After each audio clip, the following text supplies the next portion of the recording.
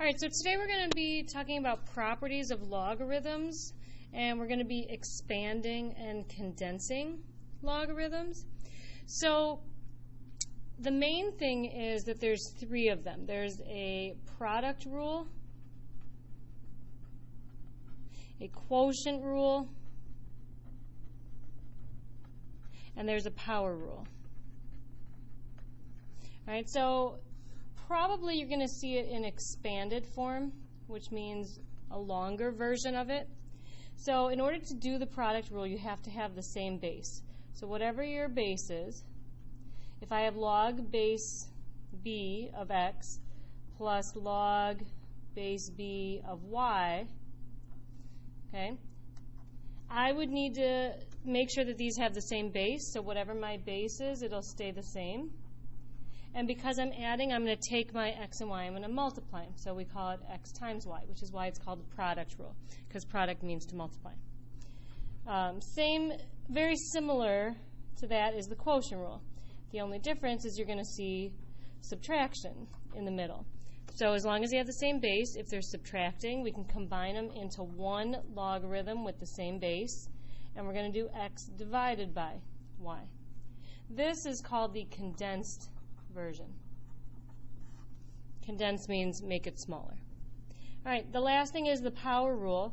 So the power rule is if you have a coefficient in front, and I have log of some base of x, if I have a coefficient, that is actually going to move to be my exponent.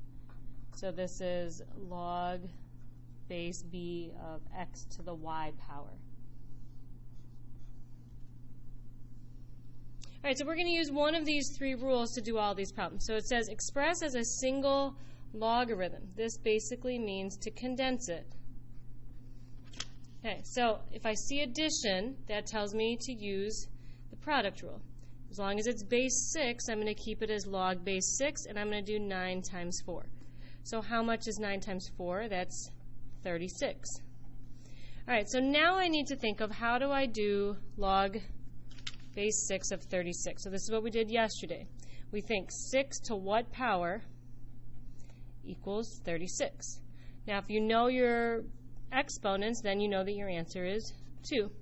If you don't know your exponents, you can just try it. 6 to what power, and try different values until you get the right one. So 6 squared is 36. Okay, so again, just like the last problem, it's addition, so I know I'm going to do multiplication.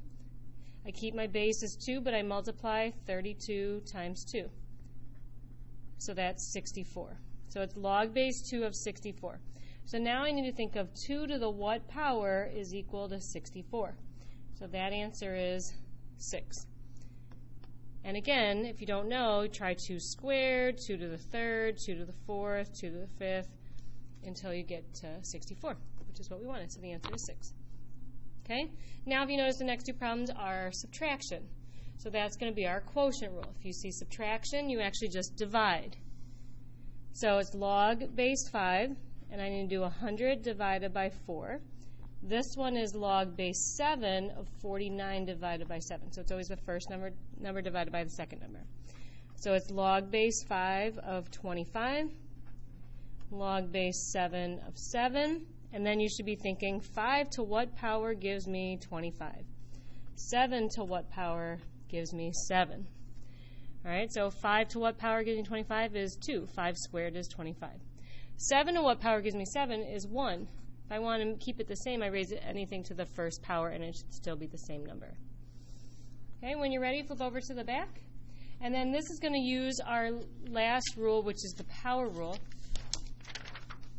Okay, so I'll try to keep this up on the screen too. So our power rule is if we see an exponent, it says express it as a product. So this means we're going to expand it or move the exponent out in front, basically. All right, so here's my exponent, my 5. So it's going to be 5 times log base 3 of 9. All right, so now it says simplify if possible. So this part, you should be thinking 3 to what power equals 9.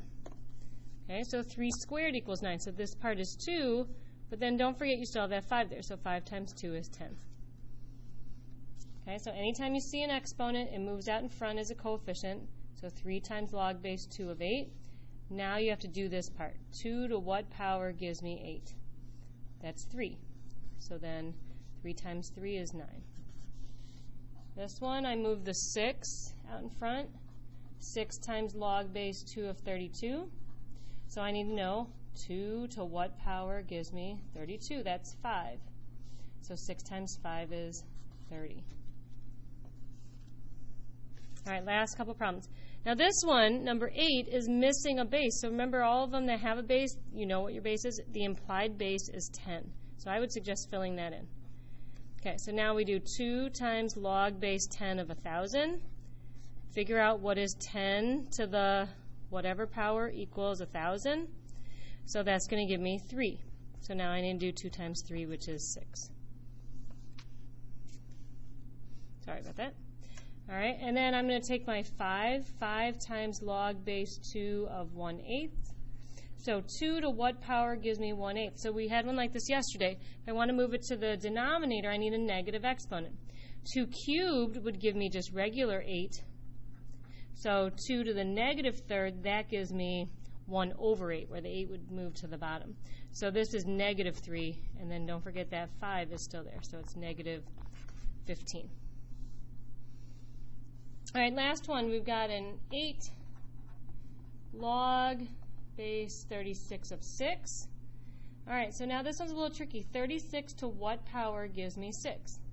Well, in order to make the number smaller, I actually have to take a root.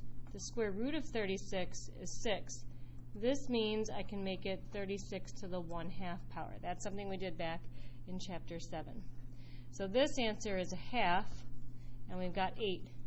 8 times 1/2 is 4. So your final answer is 4.